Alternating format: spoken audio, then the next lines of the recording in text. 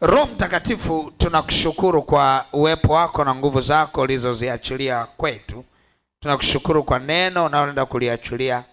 Tuwekee utayari wa mioyo yetu kupokea neno lako, likaanguke kwenye udongo wenye rutuba, udongo tifutifu, likazae 100%. Adui asipate nafasi ya kuliiba, wala lisizongwezongwe na shughuli na anasa za dunia hii. Baba, ninaomba neno hilo likazae na kuongezeka kwenye maisha ya watoto wako, katika jina la Yesu Kristo wa Nazareth. Ninamtisha adui na nguvu zake na uharibifu wake na mipango yake yote, hatafanikiwa. Baba, asante kwa neema, sifa na heshima ni zako Jehova. Amen. Haleluya. Andika kichwa cha somo la leo. Kichwa cha somo la leo: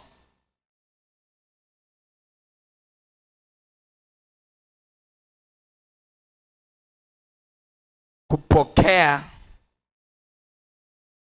kutoka kwa Bwana.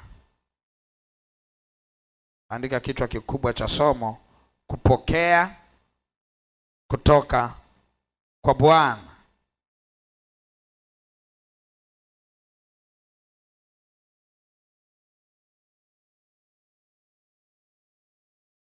Kupokea kutoka kwa Bwana.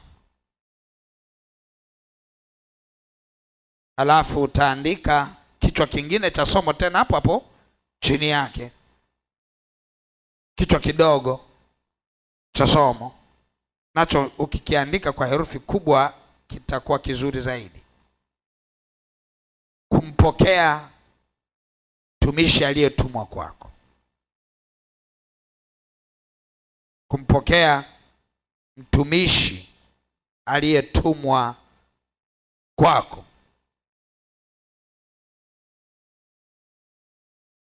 Kupokea kutoka kwa Bwana, kupokea mtumishi aliyetumwa kwako. Haleluya. Nataka unielewe vizuri sana namna Roho Bwana anataka kutusemesha leo, kwa sababu ni uhitaji wa kila mtu kuwa na muunganiko na Mungu wake. Lakini moja ya uhitaji wa kuwa na muunganiko na Mungu ni kupokea kutoka kwake. Ukiangalia uaminifu wa Mungu na uwezo wa Mungu kuwapa watu wake ni 100%. Lakini shida kupokea kutoka kwa Bwana. Sasa yapo mambo mengi yanaweza kufanya mtu ukashindwa kupokea kutoka kwa Bwana. Lakini leo tutaenda kuangalia kinachokwamisha kupokea kutoka kwa Bwana, kipengele cha kutokupokea ama kutokumpokea aliyetumwa kwako.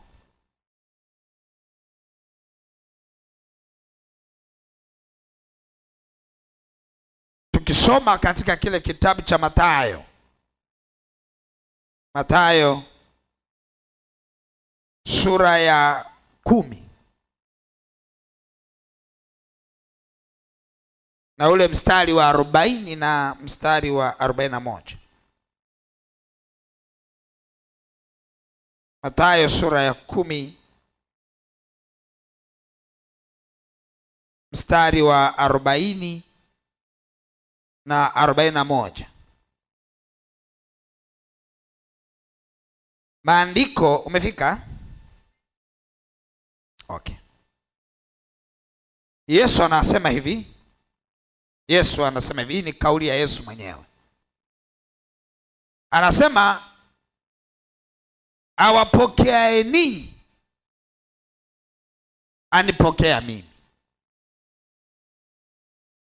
naye anipokeaye mimi ampokea yeye aliyenituma. Halafu mstari wa 41 uangalie pale. Umefika? Amen. Anasema hivi, ampokeaye nabii kwa kuwa ni nabii atapata thawabu ya nabii. Ampokeaye nabii kwa kuwa ni nabii atapata thawabu ya nabii.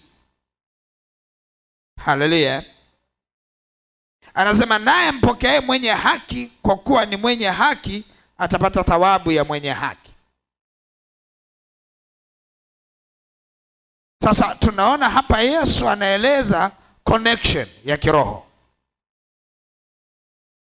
ya kwamba sisi tumetumwa, na ndiyo sababu Paulo kuambia Wakorintho ya kwamba mnavyotutazama sisi mtuone kama ni watumishi wa Mungu, mawakili. Maana ya uwakili ni nini? Ya kwamba uko chini ya mamlaka fulani ukiisemea ile mamlaka, mawakili wa siri za ufalme. Lengo la Paulo kujieleza hivyo kwa Wakorintho ili awafanye wawe na sikio la kuwapokea akina Paulo, kwa sababu kuna namna akina Paulo wasingepokelewa kama watumishi wa Mungu, wasingeweza kufanya vile walivyotaka kuvifanya vya kimungu pale Korinto. Anasema ili sisi tuweze kuja kwenu na kufanya kitu cha kimungu, hebu mtupokee kwanza kama watumishi wa Mungu. Maana kuwapokea maana yake nini? Wakiwaangalia wale watumishi wa Mungu wamuone aliyewatuma. Mtazamo wao juu ya watumishi wa Mungu uwe ni sawasawa na ule mtazamo wa kusema hawa ni Mungu amewaleta kwa ajili yetu. Faida yake ni nini? Kila kitakachotoka kwenye kinywa cha yule mtumishi utakipokea kuwa ni cha Bwana, kilichoachiliwa kwa ajili yako. Sasa anarudia tena kusema hapa kwenye hii mstari wa 41, anasema hivi, yule atakayempokea nabii kwa kuwa ni nabii atapata thawabu ya nabii. Swali linakuja, asipompokea huyu nabii, asipompokea huyu nabii, nini kinatokea? Maana yake hata nabii akiwa na neno la Mungu kwa ajili ya ule mtu, lile neno la kinabii kuna mawili, linaweza lisizuiliwe, linaweza likazuiliwa lisitoke kabisa kwenye kinywa cha nabii, ama likiachiliwa likatoka kwenye kinywa cha nabii, ni hatari sana lile neno kutokuzaa kwa yule mtu anayesikia, kwa sababu huyu mtu hajampokea.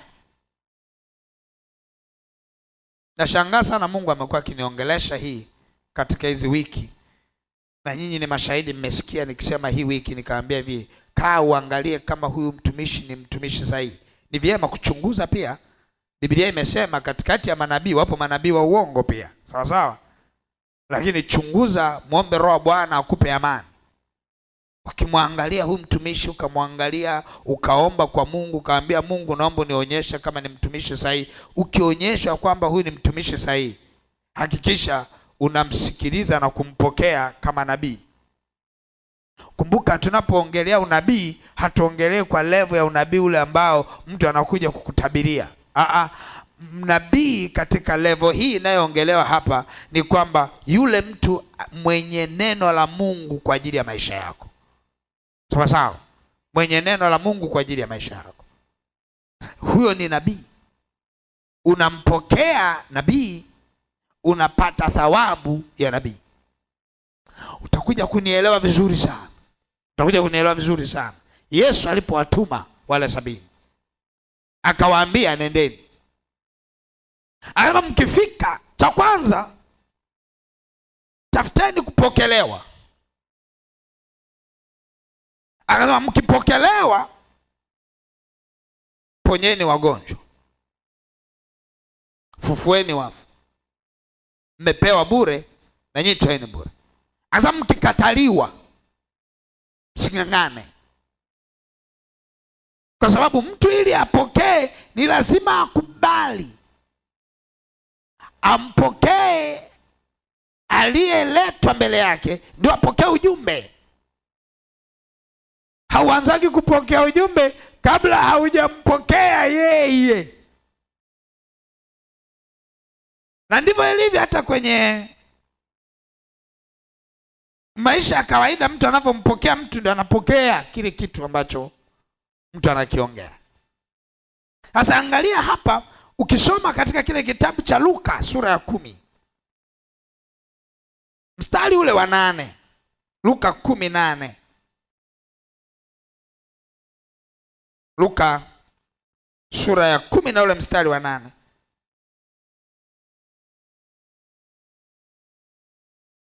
Umefika? Tasoma kuanzia ule mstari wa 8 hadi wa 12. Luka sura ya 10 mstari ule wa 8 hadi wa 12.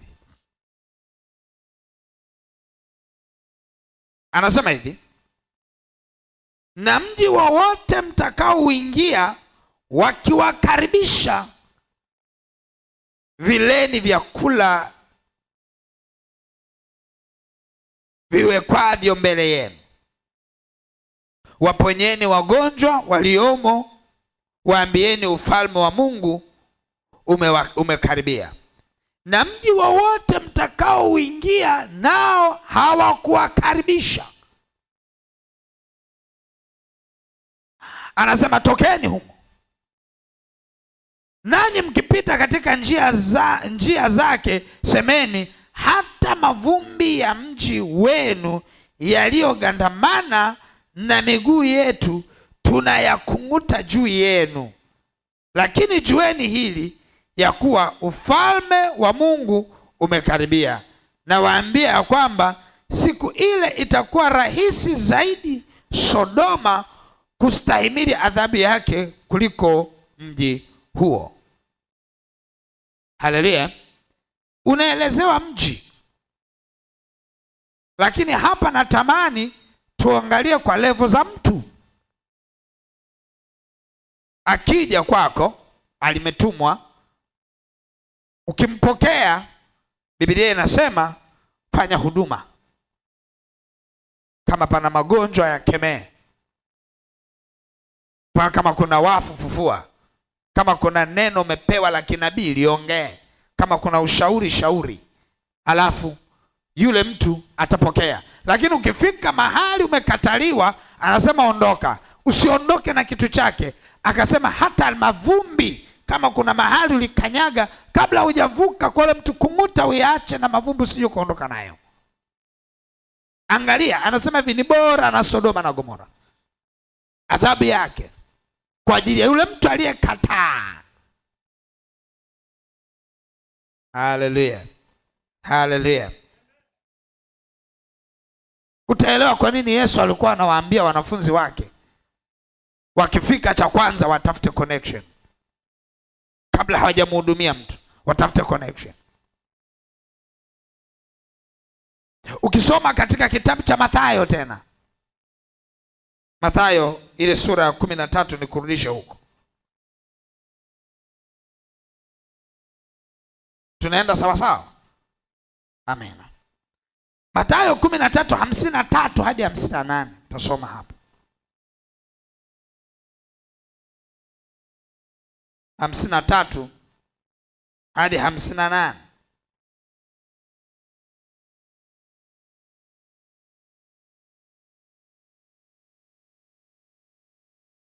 Uangalie hiki kitu kilichotokea hapa, alafu kuna namna utajifunza.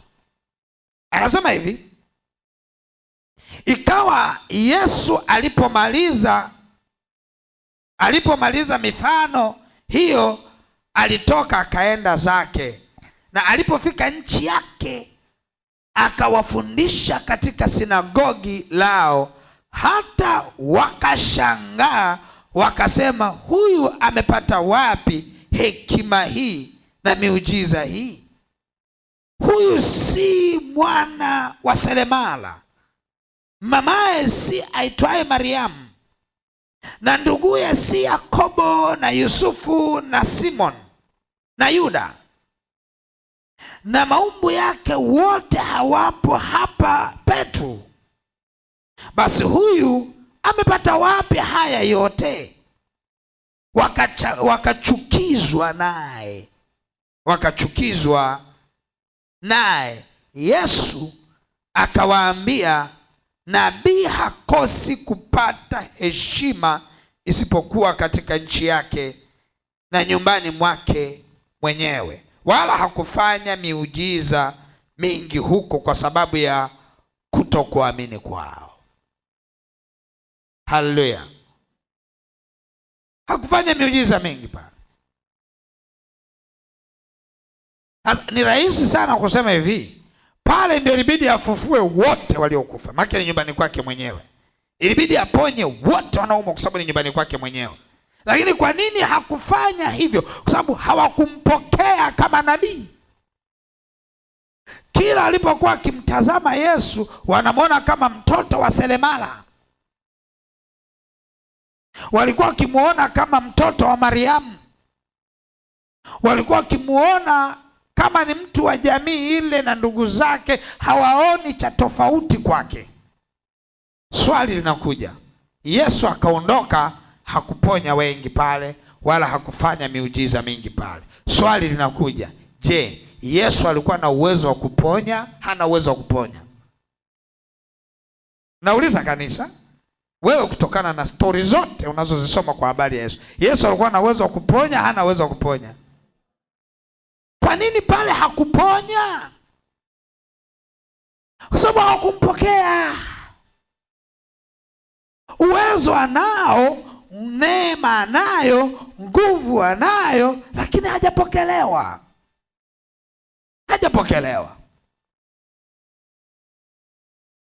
Na usipompokea huwezi fanikiwa. Kwenye mafanikio yote wasingeweza kufanikiwa wale. Yaani wale watu wa mahali pale alipozaliwa Yesu ni ngumu kufanikiwa, kwa sababu hawakumpokea nabii, hawakuweza kuwa na thawabu za kinabii. Kwa ni ngumu kufanikiwa. Ukisoma Nyakati wa Pili, ukisoma Mambo ya Nyakati wa Pili ile sura ya 20 mstari wa 20. Mambo ya Nyakati wa Pili sura ya 20 mstari wa 20. Mambo ya Nyakati sura ya 20 na ule mstari wa 20. Amen. Umefika? Mambo ya Nyakati sura ya 20 na ule mstari wa 20. Nyakati wa Pili. Haleluya. Mambo ya Nyakati wa Pili. Sorry. Ukaanza kutafuta huko kwingine. Mambo ya Nyakati wa Pili sura ya ngapi? Ya 20 na ule mstari wa 20. Biblia inasema hivi: wakaamka asubuhi na mapema, wakaenda nje katika jangwa la tokeo. Nao walipokuwa wakitoka, Yehoshafati akasimama akasema, nisikieni enyi Yuda, nanyi wenyeji wa Yerusalemu, mwaminini Bwana Mungu wenu, ndivyo mtakavyothibitika. Waaminini manabii wake, ndivyo mtakapofanikiwa. Kwa nini anasema waamini manabii wake ndipo atakapofanikiwa? Hawa kina Yehoshafati, neno kutoka kwa Bwana lilikuja kwa kinywa cha nabii, likaanza kuwapa maelekezo. Kumbuka, walikuwa kwenye mazingira ambayo wanakabiliwa vita. Halafu hiyo vita inabidi mwende mkapigane, lakini kuna neno la nabii limekuja kusema ya kwamba hiyo vita sio yenu, ni ya Bwana. Nyinyi tokeni, nendeni mbele, Bwana atawapigania, nyinyi mtakaa kimya. Yehoshafati analijenga kundi, anasema sikilizeni, mwaminini Mungu mtathibitika, waheshimuni manabii wake mtafanikiwa. Maana yake nini? Tunakoenda tunaenda kwa neno la Mungu kupitia kinywa cha nabii. Tuwaheshimu hawa manabii, tutafanikiwa. Kwa sababu kinywa cha nabii tukione kama ni kinywa cha Mungu, na wale watu walifanikiwa kwa sababu ile tu kutoka bila silaha wakaanza kuenda wanamsifu Bwana katikati ya jeshi ambalo lina silaha, inamaanisha hawa watu walikipokea kile nabii alichokisema. Walimuona sio sauti ya nabii, ilikuwa ni sauti ya Bwana. Ndio maana wakapata ujasiri wa kutoka. Wapo watu wanatumwa, Mungu anaikemea Yerusalemu, anaikemea Yerusalemu, anasema Yerusalemu, Yerusalemu. Mungu alituma manabii Yerusalemu waende. Ukisoma, ngoja tusome hapo kidogo. Ukisoma katika kile kitabu cha Mathayo sura ya 23 mstari wa 27, Mathayo sura ya 23 mstari wa 27.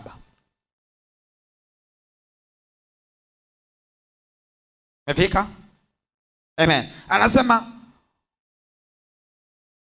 mstari wa 37, sorry.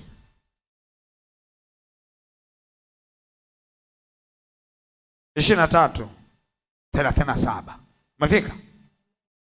Anasema Yerusalemu, Yerusalemu, uwauae manabii na kuwapiga kwa mawe wale waliotumwa kwako. Wale waliotumwa kwako. Ni mara ngapi nimetaka kuwakusanya pamoja. Anasema ni mara ngapi nimetaka kuwakusanya pamoja watoto wako, kama vile kuku akusanyavyo pamoja vifaranga vyake chini ya mbawa zake, lakini hamkutaka. Swali, alitaka kuwakusanya kwa njia gani? Anasema hivi, aliwatuma manabii, neno la kinabii lililolenga kuwakusanya na kuwapeleka katika njia iliyo salama. Walikataa. Swali linakuja, hawa watu walianza kulikataa neno ama walianza kumkataa nabii? Utakuja kugundua kwamba walianza kumkataa nani? Walianza kumkataa nabii, baadaye wakaja wakalikataa neno. Na ndio maana nakusisitiza sana, kabla haujaamua kukaa kwenye kanisa fulani, hebu nenda kwanza uwe unajihakikishia huyu nabii, mchungaji, kuhani, je, ametoka kwa Bwana? Ukigundua kwamba ametoka kwa Bwana, tengeneza mtazamo wako wa kutarajia kitu kutoka kwa Bwana kupitia yeye. Anachokuambia, hebu ona kama Bwana anasema. Mara utakapoweza kuitazama sauti ya mtumishi wa Mungu kama sauti ya Mungu, Bwana ataanza kukupa thawabu kutokana na mtazamo wako. Mungu ataanza kupitisha maelekezo kutoka kwa mtumishi kupitia mtumishi ambaye umemwangalia na kumtazama. Haleluya. Biblia inaeleza dhahiri ya kwamba kama kanisa lisipopokea sauti ya nabii, maana yake nini? Hujamkataa nabii, umemkataa aliyemtuma. Haleluya. Umemkataa aliyemtuma. Mungu anapokusemesha kupitia kinywa cha nabii, uwe una uhakika kwamba kila anachokisema kimetoka kwa Bwana. Unavyozidi kuamini, Mungu ndo anazidi kupitisha kwa spidi, kwa sababu umemwamini. Ni hatari sana kutokuamini watumishi wa Mungu. Na ndio triki, ajenda ya shetani sasa hivi kuhakikisha ya kwamba watu wote hawaamini watumishi wote. Hata ukiangalia ni program ya shetani, hata kwenye mitandao, kila mtumishi anayenyanyuka kuna kama grupu la watu linaataki kwamba huyo mwongo, matapeli hao, wanataka hela zenu hao, wezi hao. Ile msije mkadhani ya kwamba ni kitu tu kinakuja. Wale watu wamenyanyuliwa na shetani, ni ajenda za Lucifer. Wananyanyuliwa kuwapiga mawe manabii. Kila anayenyanyuka, anaona kila anayenyanyuka si wa ukweli, si wa uongo. Na ukigundua, ukiangalia wale ambao hata mwenyewe ukisikiliza kama uelewi hivi, unakuta hawana hataki yoyote. Uongo kweli? Ila yule ambaye unamuelewa unakuta hataki, na yule ambaye yuko neutral pia. ila yule atakayekemea uovu, atakayekwambia tubuni kwa maana ufalme wa Mungu umekaribia, wataanza kumtupia mawe. Haijaanza leo. Msimu Tanzania anasema generation ya leo, ilianza toka kipindi cha Yohana Mbatizaji. Sawa sawa. Ikaja kipindi cha Yesu. Sawa sawa. Mpaka Yesu anakufa. Mpaka anatundikwa msalabani. Bado kuna watu wanamtundika msalabani kwa kuwa hawajampokea. Shetani aligeuza akili zao. Na ndio maana ukiangalia Jumatatu, siku ya matawi, ile wiki ya matawi inaanza, wamempokea Yesu Yerusalemu kama mfalme. Ijumaa wanamuua. Asulubiwe, asulubiwe, asulubiwe, asulubiwe. Petro anakuja kuliweka wazi, anasema yule mliyemkataa na kumsulubisha, yule ambaye mlimpiga na kumtundika msalabani, huyo ndio anayetupa sisi nguvu. Na haya yote mnayoyaona yametoka kwake. Wale waliosema msulubishe wanasema tufanyaje? Petro anasema tubuni, rejea. Maana yake nini? Walimkataa, wakampeleka Golgotha. Neema ya Mungu ilivyokuja, wakampokea. Walipompokea, wakaanza kutembea na thawabu ya kumpokea. Ukimpokea nabii, kama unahitaji huduma ya kinabii, mpokee nabii, utapata neema ya kuhudumiwa kinabii. Kama unataka uchungwe kiroho, sawa sawa, uchungwe kiroho, mpokee mchungaji, utapata thawabu ya nini? Ya kichungaji. Nitakupa siri moja ya ajabu sana. Siri moja ya ajabu sana. Si mnaona mpo wengi namna hii? Mnaona mpo wengi namna hii? Sio wote na wachunga. Yaani kuwepo HVC na mimi kuwa mchungaji, sio wote nafanya nini? Na wachunga. Unajua ni nini? Wale walionipokea kama mchungaji, mimi naanza kupata muunganiko wa uchungaji kwao. Haujanielewa? Umenielewa vizuri? Umenielewa vizuri? Ukinipokea kama mchungaji, wala huna haja ya kuja kusema baba leo nimekupokea. Wala hauna haja. Ni spiritual. Ni kitu cha kiroho. Sawa sawa? Ni kitu cha kiroho. Hakina registration ya physical. Ni kitu cha ndani. Ni mawasiliano ya kiroho kati ya aliyepokelewa na aliyempokea. Yanakuja mawasiliano ya kiroho. Pale unapokaa unasema hivi, huyu ni mchungaji wangu, ni baba yangu wa kiroho, atakaye lisikia neno la kimungu ambalo halijaletwa kwangu moja kwa moja. Mungu atakalotaka kuniletea mimi aniletee, lile atakalotaka apitishe kwa mtumishi, basi atapitisha kwa huyu. Automatically ile ndani yako unavyotengeneza ile, naanza kupata connection. Naanza kusikia Mungu ananisemesha juu ya mtu fulani. Ukipita naanza kuona kama anasemeshwa. Ukipita naona kama anasemeshwa. Maana yake nini? Tayari umenipokea kama mchungaji, unaanza kupata thawabu za kichungaji. Maana ya thawabu ya kichungaji ni kwamba yule mchungaji anapata connection ya kimungu ya namna ya kukuchunga wewe.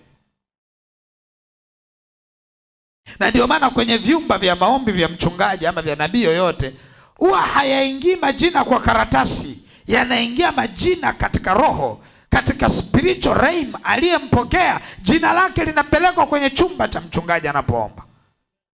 Aambia ombea huyu, ombea huyu. Kuna kitu hicho, ombea huyu, ombea huyu. Kwa ajili ile namna ambavyo umempokea. Na ndio maana kuna nyakati ogopa sana kupoteza nafasi kwa mtumishi wa Mungu. Hasa mara nyingi sana shetani anapambana sana na watu kumpokea. Mnakumbuka wiki fulani nilikuwa naongelea hii kitu hapa, mapepo yakasema unawaambia nini hao? Wangapi mnakumbuka? Nakumbuka kwa nini mapepo yalikuwa yanachukia? Yanajua ukipoteza nafasi ya connection, maana yake umepoteza hata neema. Sikiliza, yaani kuna nyakati ambazo ile neema Mungu amenipa sio kwa ajili yangu, ni kwa ajili ya watu wake, kupitia watakao kuwa connected. Na ndio maana kuna nyakati usije kwa, yaani unapitia changamoto, wewe andika message. Ile message inapoingia tu kwenye simu yangu, no matter nimeshaifungua ama sijaifungua, kuna connection ya uponyaji itakuwa inaendelea. Kuna neema fulani ya kuhudumia inaendelea. Na ndio maana kuna watu wanashuhudia kwamba nilipotuma tu message kuna namna Mungu alianza kunihudumia. Sikiliza, Mungu anawaheshimu watumishi wake. Kwa taarifa yako, jinsi Mungu anavyotuchukulia ni tofauti na watu wanavyotuchukulia. Kuna namna Mungu anatuchukulia ambao shetani amewapiga watu upofu, wanatuchukulia kawaida sana, lakini sisi ni malango. Sisi ni malango, kwetu tunayo neema. Ile neema iliyo ndani yetu si kwa ajili yetu, ni kwa ajili ya watu wake. Na ndio maana wewe uko hapa si kwa bahati mbaya, upo hapa kwa kusudi. Haleluya. Na hilo kusudi la Mungu ni ili mimi kama mtumishi amekuconnect. Yaani sikiliza nikwambie, hii picha ndivyo ilivyo. Na ndio maana ukuta makanisa yako mengi na kila sehemu kuna watu wake. Sawa sawa? Mahali pale ambapo yule mtu yuko kule kuna neema yake kule. Wewe ukiwa huku kuna neema yako huku. Siku ya mwisho tutaitwa pale mbele, Pastor Miamba njoo mbele. Nitapita pale automatically, nitawaona na watu wangu. Na ndio maana sisi tunaonywa pia. Ukisoma kitabu cha Ezekiel imetupiga sana sisi watumishi kwamba nyinyi niliowapa watu, nimewapa watu wangu. Ameonya sana pia kwenye kitabu cha Ezekiel, ukisoma pale kaonya sana juu ya watumishi wa Mungu ambao tumeaminika, alafu tunaanza kuhubiri vitu vinavyotokana na interest zetu. Kuna ujenzi unaanza kuhubiri tu mafundisho ya utoaji kwa sababu ya ujenzi unaoendelea. Jamani, kuna ujenzi unaendelea, kuhubiri utoaji. Ule ni akili ya mchungaji, sio wazo la Mungu. Wazo la Mungu liko hivi: watu hawatoi kutokana na mazingira yanayoendelea ujenzi.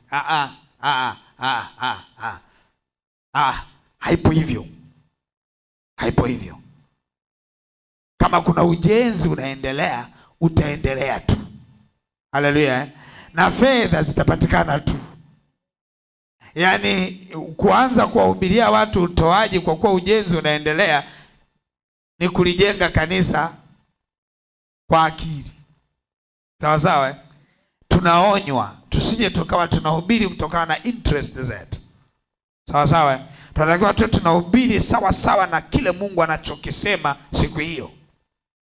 Unaweza ukawa kuna ujenzi lakini Mungu akawa anahubiri utakatifu, kwa sababu amesema hivyo. Leo ni somo la utakatifu, utahubiri utakatifu hata kama kuna ujenzi. Ukishaona unahubiri ujenzi, unahubiri utoaji kwa ajili ya ujenzi, tayari umeshatoka kwenye line. Mungu anatuambia ninyi watumishi, ni rahisi sana ukaanza kumhubiria mtu na kumtabiria chakula kwa sababu ana njaa. Tumeonywa usimtabirie mtu chakula kwa sababu ana njaa.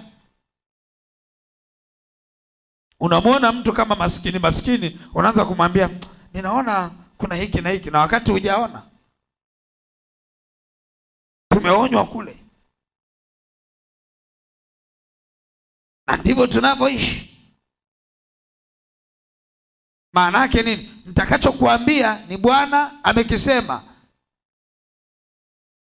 Wale wengine ambao ni manabii wametambulishwa uongo, wenyewe watakuja wataangalia huyu mtu ana shida gani, atakuongelesha sasa na shida yako. Mwisho wa siku utakuja kuona hakuna uponyaji, kwa sababu unaweza ukawa na njaa lakini ukawa unaambiwa kwamba hii njaa yako ilitokea hapa. Haina connection na chakula, na kupata chakula. Ina connection labda na toba, ina connection labda na hivi na mambo mengi.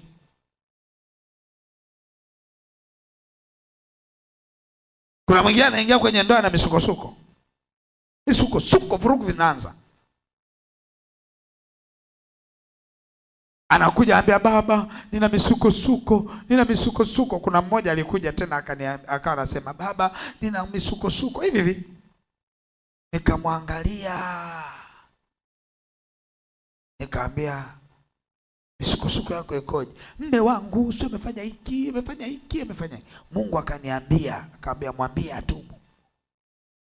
Ukweli ukisikiliza story ni rahisi kusema, yani huyu mme huyu wa ajabu. Lakini Mungu ananiambia mwambie atubu. Nikamwambia Mungu ameniambia tubu. Ambia nitubu nini? Baba, hivyo unavyoona hapa, kwani hivi mimi kweli nikamwombe toba yeye? Hivi hapa nani amekosea? Yeye ndo anayefanya hiki, yeye ndo anayefanya hiki. Ona misukosuko hii, yuko ametoka nje, sio anafanya nani. Mungu ananiambia tubu.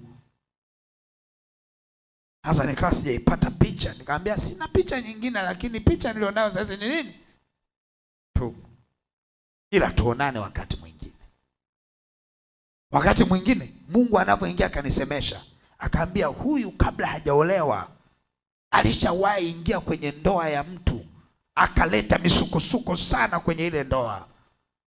Yule mama akamtamkia, akaambia sawa, na wewe utakuja kuolewa. Kumbuka, Mungu ni Mungu wa haki pia. Yeye si amesha sahau? Anamshikilia mume wa mtu, anambia leo usiende, usirudi bwana, wewe usiende. Wewe unaona mshikilie tu, mshikilie. Mke wake kule analia, usipeleke, hamna haja, unapeleka nini? Kata simu yake, usipeleke hela zote nipe mimi. Unapeleka mwanamke kule anaendelea kulia. Wewe unavyo tunaenda wapi? Tunaenda si vacation, si wapi, na mume wa mtu. Mama anaendelea kufanya nini? Kulia. Mungu ni Mungu wa haki. Kila kilio kinacholiwa anaenda kukisikiliza. Kikipata haki, anakipa haki. Akamwambia na wewe utafanya nini? Mama akamwambia na wewe utaolewa. Ameenda, misukosuko imeisha, wameachana, amekaa kidogo, kaolewa. Alivyoolewa tu zoezi linaanza. Misukosuko imeingia nyumbani kwake. Analia, amesahau kwamba na yeye aliwaliza watu. Kwa kuwa mwanadamu ni mwepesi wa kusahau, anakuja kwa mchungaji, anambia mchungaji, tamka neno. Sasa hapo kama umempata mchungaji asienda rohoni, naye anaanza kutamka nini? Na kumkemea mwanaume. Narudisha akili yake, narudisha. Mungu aambia imeenda wapi? Unairudisha akili, imeenda wapi? Ipo. Mbona hiyo akili ipo? Aambia huyo mume sasa hivi ni mtumishi wangu, amesimama kujilipizia kisasi cha mtoto wangu aliyeumizwa miaka 4 iliyopita au 5 iliyopita. Ndio hapo narudi, tufanyaje? Tubu. Maana yake nini? Hiyo ni kazi yangu mimi mchungaji. Ninapata maelekezo yote hayo kwa sababu yule naye mhudumia amenipokea kama nabii, atapata huduma ya kinabii. Amenipokea kama mchungaji, atapata huduma ya kichungaji. Akinipokea kama kuhani, atapata huduma ya kikuhani. Ukinikataa, usitarajia kwamba utapokea huduma. Ukinikataa, usitarajia kwamba nitaanza kupokea huduma. Siwezi kupa huduma. Na bora hata uende kwa mchungaji mwingine, kwa sababu kuna mchungaji mwingine yeye akija hana time, yeye ni kutabiri tu. Kisogea na kutabiria tu. Na njaa na tabiri kula. Ninauma tabiri uponyaji. Nasikia kama vile na kizunguzungu na tabiri kizunguzungu kiondoke. Wapo. Unaweza ukachagua. Mbona hii dunia ni uchaguzi? Unachagua. Sawa unachagua. Lakini ukija kwetu sisi bwana tunaisikia sauti ya Mungu. Lakini naisikiaje? Ni mpaka nipate connection. Na ndio maana Paulo anawaambia Wakorintho, tupeni nafasi mioni mwenu. hiyo nafasi mioni mwenu. Ni lugha ya kiroho. Ina maana gani? Tupeni nafasi basi, mtutazame kama watu tuliotumwa kwenye maisha yenu, ili tuweze kuachilia kile tulichotumwa. Msipotutazama hivyo, hata kama tunacho hatuwezi kukiachilia.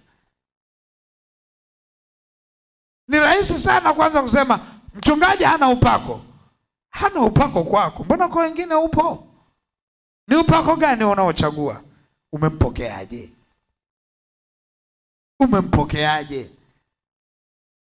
Upako haugawiwi kama pipi. Upako unagawiwa kwa connection.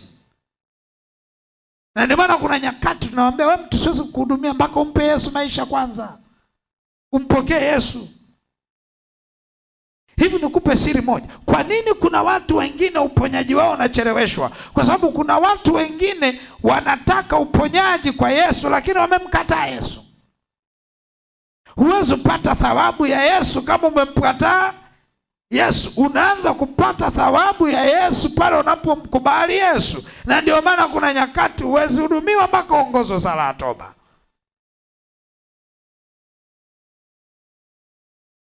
Ni sawa tu na tunavyokemea mapepo. Na naanza nikawa nahudumia hapa watu wengine ni watumishi wa Mungu wakubwa mnaokuja baadaye. Ukikemea pepo lisipotoka, usijisikie vibaya. Sawa? Usijisikie vibaya. Bahati nzuri hapa sisi mapepo yote wao yanaondoka. Lakini naosema tu ikikukuta, mtolee mfano umefanya nini? Usianza kujiuliza level ya upako ulionayo.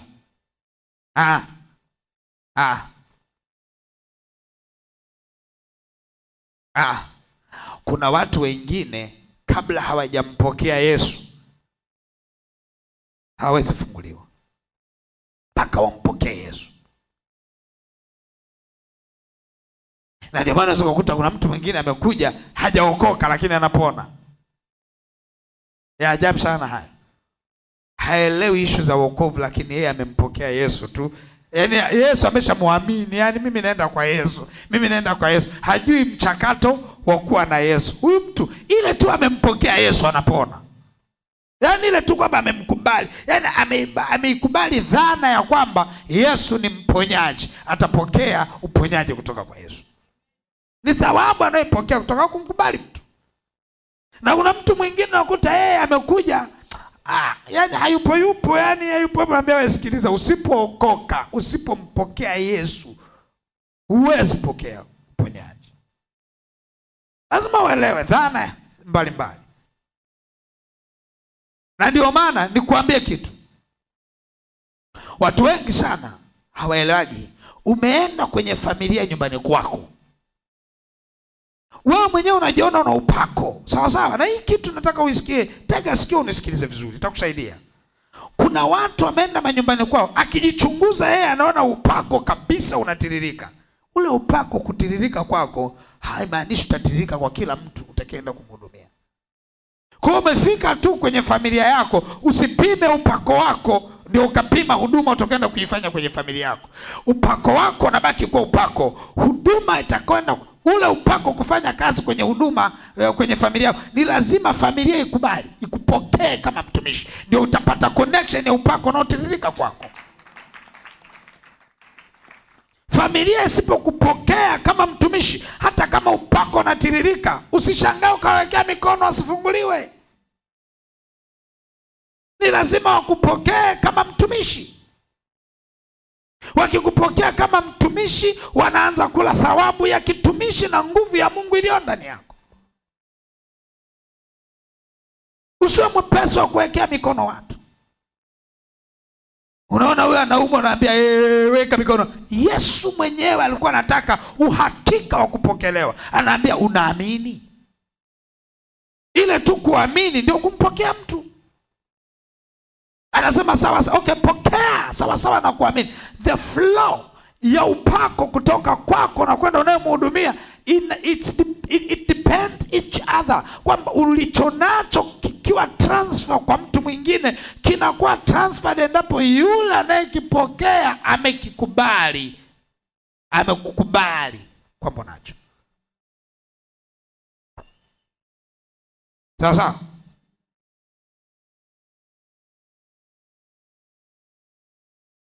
siku moja nilikuwa namwombea mtu, akapiga simu, shasimuliaga hapo. Baba, nashukuru baba, nimeenda kupima. Sasa nimeweka loud. Nimeenda kupima, nimejikuta sasa sina HIV, nimepona. Oh baba, oh baba. Sasa kijana hajaokoka, ni msanii mmoja. Akasema wewe, anachosema ni ukweli? Kaambia wewe, kwa nimesikia nini? Nimesikia amepona. Akasema amepona kosa hizi. Wewe si rafiki yangu, kosa hizi mimi huko niendelee uhuru yakinikuta. Unaona huyu? Yaani ana mtazamo wake ambao akienda huko akimkuta, akija huko hatapokea. Kwa sababu mtazamo wake ni mbaya. Kwanza tu ananiambia wewe si rafiki yangu. Kwa akienda huko akiakanyaga, anaenda kwa rafiki yake. Kwa taarifa yako, ukinichukulia rafiki, utapata upako wa kirafiki ambao mimi huo upako wa kirafiki hauna uponyaji ndani. Bora hata angesema wewe si mtumishi wa Mungu. Niambia sawa, ni mtumishi wa Mungu. Sawa. Okay. Unataka kwenda kucheze? Kacheze kwanza, afu tukija ndio tuongee. Sasa ukishacheza vibaya ukirudi, naambia hiyo haiwezekani. Ulienda kutafuta, umepata ulichokipata. Maana yake nini? Leo hii mtu yoyote utakapompokea ndivyo utakavyopokea. Ukimkataa hauwezi pokea. Usijiulize ya kwamba huyu mbona amepona mimi sijapona. Level zenu za kupokea zinatofautiana. Namna gani unaamini ya kwamba huyu, concentration inatofautiana. Kuna watu wamepokea kama mtumishi wa Mungu, na mimi napokea, nasikia kutoka kwao kabisa. Mungu ananiambia nenda kamwambie mtu.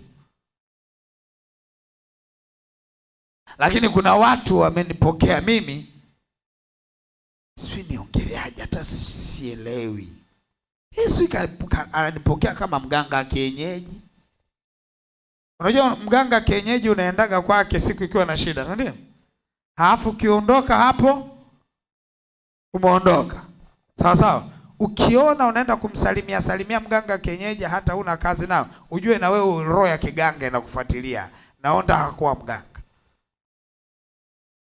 Lakini otherwise waganga wa kienyeji, watu wanaendaga wakishatoa chakula kimaliza kaondoka zake.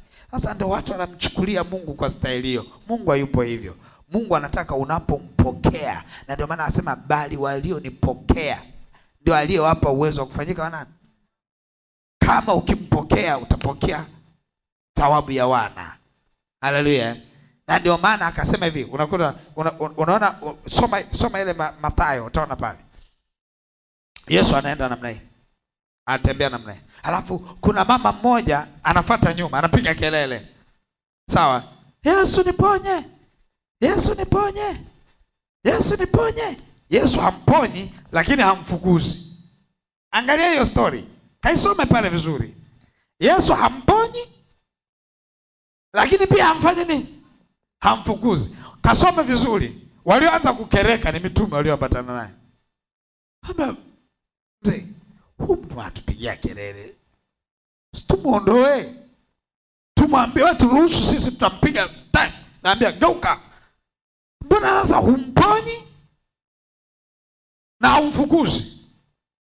Kuna majibu mawili yalitoka ukisoma vizuri. Jibu la kwanza akasema hivi, sikuitwa kwa waliokamilika. Sawa sawa? Niliitwa kwa waliopotea ili wapate kufanya nini? Kurejea. Hasa akasema hivi, mbona sasa kama uliitwa kwa hao, mbona humponyi?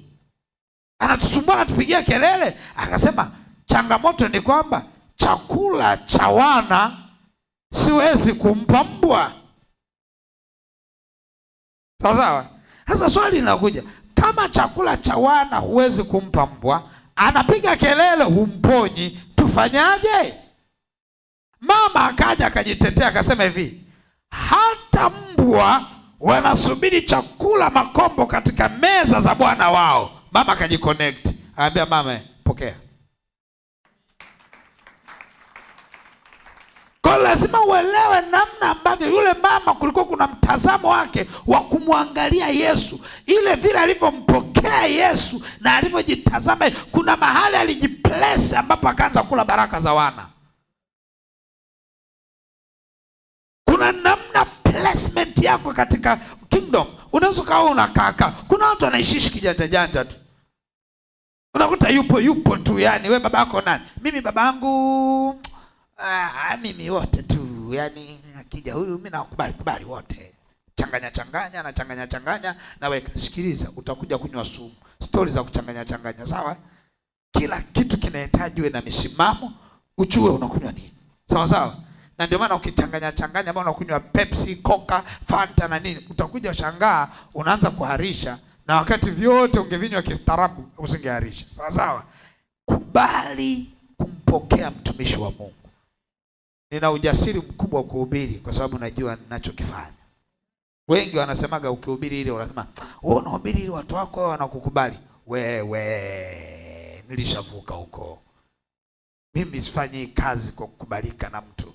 Nipo kazini kwa ajili ya kuijibu. Siku ya mwisho mimi nitaondoka kwenye kiti cha enzi, roho yako itanisemea. Wewe ni taji yangu ya siku yangu ya mwisho. Nitakapofika nitavalishwa taji kwa sababu ya kuihubiri kweli. Itanifaidia nini mimi leo wewe kukudanganya halafu niishie kwenye tanuru la moto? Itanifaidia nini mimi leo kuhubiri unachokitaka ukisikia halafu ni haribu taji yangu? Mimi nitakuhubiri ujumbe wa siku. Ule roho wa Bwana aliyonisemesha ndio nitakaohubiri. Kwa sababu gani? Nataka upone na taji yangu iendelee kuwa nzuri. Ili siku ya mwisho taji yangu iwe nzuri. Nikiitwa pale Pastor Miamba, ninasimama na watu wangu wote. Ninaburuza taji ya kwamba nilihubiri injili ya kweli kwa wakati unaofaa na wakati usiofaa. Kuna nyakati nyingine unahubiri ni kama unajiona unajitengenezea position. Mimi nisitengeneze. Mimi tayari position yangu ipo. Sawa? Na ndio maana ninatafuta wewe upokee kwa kunipa nafasi ndani ya moyo wako. Kuna namna mtazamo ukiwa nao, kuna namna baraka zitakujilia. Kuna namna nitaweza access. Kuna mtu mmoja anielewa? Unanielewa? Gusa jirani yako, mwambie anakuelewa haya naongelewa.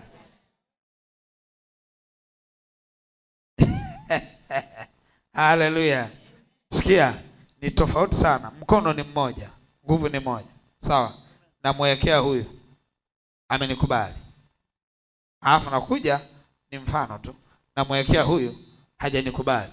Hawa wote wamewekewa mkono siku moja, wana shida moja. Unadhani aliyenikataa na aliyenikubali watapokea uponyaji sawa? Hawatapokea uponyaji sawa. Kuna nyakati tunapata shida. Unakuta sasa lese huyu hajanikubali, alafu ana mapepo. Kwa unaweka toki nakwambia, acha toki. Wewe usicheze toki. Ni rahisi sasa kwanza sasa hivi na upako sina upako. Upo. Lakini kwa huyu incompatible. Kuna vitu havijakaa sawa. Umenielewa? Ni mfano tu. Na ndio maana nyinyi muelewi. Mnaona wale watoto, huyu aliyekuja kutoa ushuhuda ameolewa, sawa? Huyu wamekuja wakasarenda wakasema, "Baba, sisi ni watoto wako." Alafu kichungulia kwenye mioyo yao unaiona connection. Sawa? Na ndio maana nilikuwa na uwezo wa kuwahudumia hata kwenda kwenye range ambazo haziwezi kusemekana kwa macho ya damu na nyama.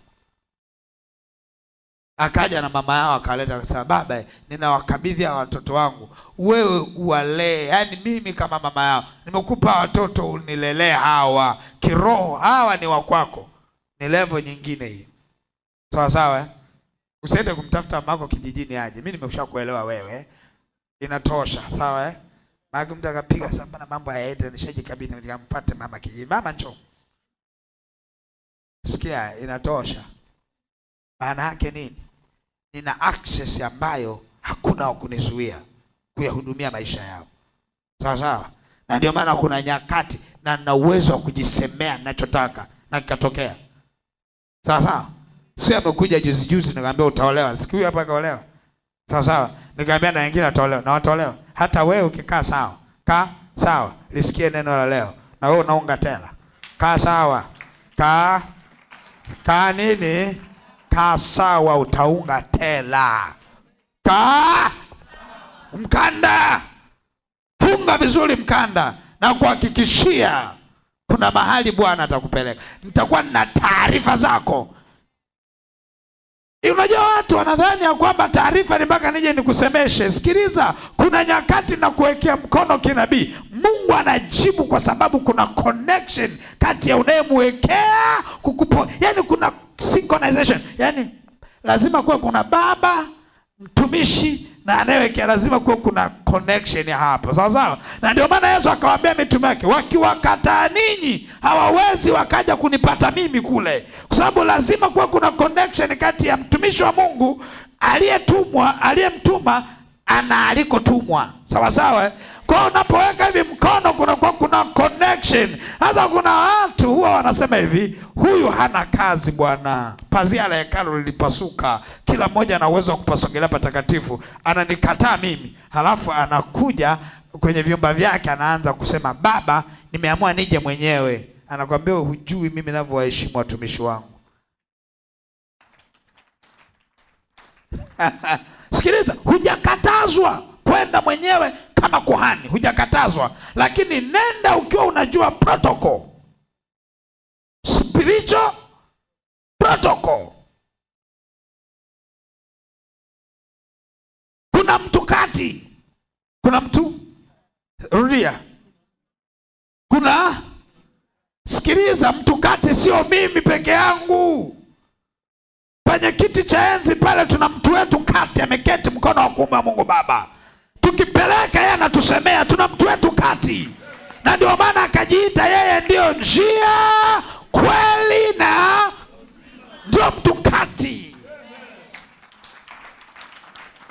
Kwa hiyo kadharau mtu kati ukasema Bwana nitaenda mwenyewe. Sikiliza, protocol lazima izingatiwe. Kila mahali penye mtu kati, mwache mtu kati asimame. Na wewe simama. Kuna nguvu itakuja kwako kutokana na kuwaheshimu watumishi walio kwenye flow, waliokuwa kwenye protocol.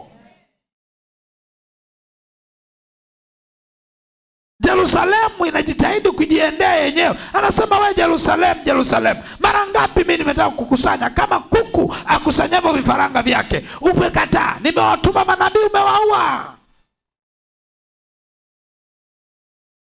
Na yule tajiri je? Sakataka apitishe shortcut. Unajua matajiri wanapendaga shortcut Wanapenda shortcut. Akaambia baba Ibrahim na muomba huyo Lazaro. Yeye anadhani hata mbinguni unatuma tu watu.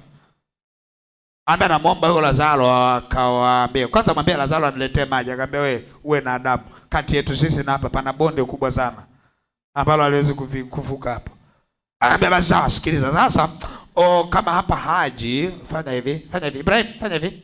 Mtume aende kule chini akawaambia kuna ndugu zangu na wenyewe nikiwachungulia ni kama na wenyewe watakuja huko niliko mimi. Hebu nendo kawaambie wakae sawa ili waje huko kwenu. Sawa, waje huko kwenu asije kuja huko. Akasema sikiliza, Mungu ni Mungu wa protocol. Kuna manabii kule, kuna wakina Elisha, kuna wakina Elia, kuna mitume, kuna manabii. Wasipowasikiliza hao watapokea thawabu ya kutokusikiliza kwao. Ni protokali. Hamna janja kwa Mungu. Hamna janja. Na ndio maana mimi huwa nawaambia misimamo ya kiroho. Usipoteze nafasi yako. Lazima uelewe huyu ni nani. Hata watoto wanaelewa huyu ni baba, huyu ni mama, huyu ni mjomba. Ukitaka baraka, linda mifumo. Nimesemaje? Linda nini? Lazima kwako awepo nabii, lazima kwako awepo kuhani, lazima kwako ijulikane kuhani wako ni nani, nabii wako ni nani. Yaani lazima umpokee mtu atakaye kulea kiroho, lazima umpokee from the spirit, sio ile kuja. Na ndio maana mimi watu wengi ukiingia kule mnaita DMs, si ndivyo? Hivi watu wanakuambia hivi, baba naomba uwe baba yangu wa kiroho. Naambia hiyo ni rushwa, hamnaga vitu kama hivi. Wewe unaniomba mimi niwe baba yako wa kiroho? Kwani kuna mtu alienda kumwomba baba yake awe baba yake? Ulishaenda kumwambia baba yako awe baba yako? Wewe njoo zaliwa. Ukishazaliwa utalelewa kama mwana. Una haja kuniomba niwe baba yako wa kiroho. Ubaba na utoto unatokana katika roho, sawa sawa. Wewe njoo anza kuhudhuria ibada, connection itakuja tu. Hakuna application ya kuwa uwe baba yangu wa kiroho. Ukiona mahali wanakuambia uje ujitambulishe kama baba yangu wa kiroho, mimi hapa ukishapoteza ubaba katika connection, usihangaike wewe, chanja mbuga katafute baba mwingine mtaa wa 3. Sasa sababu kuja kuniaga kuanzia leo ninaomba nikuage wewe sio babangu wa kiroho. Nataka kuenda na kuwa na baba mwingine. Anambia unapoteza muda. Wewe ukishaona hapa ubaba haupo, wewe fanya nini? Unaondoka unaenda kwenye kanisa jingine, unatafuta kwako atakayesimama kama nani? Baba. Pata connection, ishi pale kwa utaratibu wa pale, pata connection ya ubaba. Sawa sawa Na sikudanganya mtu, sio dhambi kuhama kanisa. Acheni ni kutishatisha watu kwamba ukihama hapa hautafanikiwa. Wewe ukiona hakuna connection, hama. Nenda mahali patakapokuwa bora, mahali ambapo ukimwangalia mtumishi wa mahali pale umuone ni Mungu anasema naye. Come on, kuna mtu anaelewa? Kuna mtu anaelewa? Yeah. Huo ndio ukweli. Kuna wengine umetoka kwenye makanisa ambao anakuambia ukihama hutafanikiwa. Uongo kweli? Uongo. Unapigwa mkwara. Mafanikio yako hapa. Utajiri wako uko hapa. Ukiondoka ukienda kanisa jingine ujue umeenda maskini mpaka utakaporudi hapa. Muongo. Fanya nini? Muongo. Wewe ukiondoka unaondoka na baraka zako. Ukifika kule mahali popote utakapoenda, ukijiconnect vizuri, kama ni mahali sahihi, unaendelea kula maziwa na asali. Haleluya. Hii story za uongo mimi nakuhakikishia. Za uongo. Sikia. Kesi ni kuacha wokovu. Kesi ni kuacha nini? Umerudi nyuma, tutakufuatilia. Umeenda kanisa jingine, tunakufuatiliaje? Zote zile nyumba za baba. Imradi uchague mahali palipo sahihi, wewe nenda. Wewe nenda. Kwa sababu kama umekaa hapa afu umekosa muunganiko, usikae hapa, hutafanikiwa. Sawa sawa? Hakisha tafuta mahali utakapopata connection kwamba huyu ni baba. Akiniongelesha ni Mungu amesema na maisha yangu, kaa hapo. Sawa sawa Umekaa unaona mbona hapa sipati connection kama ni babangu. Katafute sehemu nyingine ambapo unaona kuna connection. Ukipata connection endelea na maisha. That's the truth. Huo ndio ukweli. Nionyeshe kwenye Biblia mahali ambapo anasema ukihama kanisa unatoka na laana. Hakuna bwana hizo wana. Tuache hizo maneno. Mahali popote changamoto ni kuenda mahali pasipo sahihi, ni kukutana na mtumishi ambao sio sahihi, ni kuacha wokovu. Hizo ndio changamoto. Sawa sawa. Lakini umefika mahali umeconfirm hapa ni mahali pa una amani, ukimwangalia akiongea unaona ni Mungu anasema na maisha yako, go there. Sawa sawa, tulia. Tafuta uwepo wa Bwana. Haleluya. Ukiondoka hapa ukaenda ni vyema. Waliobaki hapa ambao mimi ndio baba yao nitaendelea kuwahudumia. Ukipata baba mwingine huko unaacha unaenda kwenye yaani imradi usiwe mtu kuzurura, ni ushauri. Sawa sawa. Maana kwenye kuzurura kuna siku utanaswa. Utajikuta umeenda mahali pasipo sahihi. Lakini kama una uchunguzi mzuri, nenda. The agenda ni kwamba ukifika, pokea mtumishi wa Mungu kama nabii wa Mungu kwenye maisha yako. Hiyo ndio agenda leo. Kuna mtu mmoja amenielewa? Kuna mtu mmoja anaelewa? Mungu akubariki sana. Unaweza kusimama sasa kwa miguu yako. Hallelujah. Amen. Sema, Roho Mtakatifu, ninakushukuru kwa neema kubwa uliyoachilia kwangu. Nimekusikia. Nipe neema ya kuendelea kusikia katika jina la Yesu. Nipe neema ya kuendelea kusikia katika jina la Yesu. Nipe neema ya kuwa na connection katika ulimwengu wa roho. Roho Mtakatifu, nisaidie. Omba katika jina la Yesu Kristo wa Nazareth, Mungu aliye hai.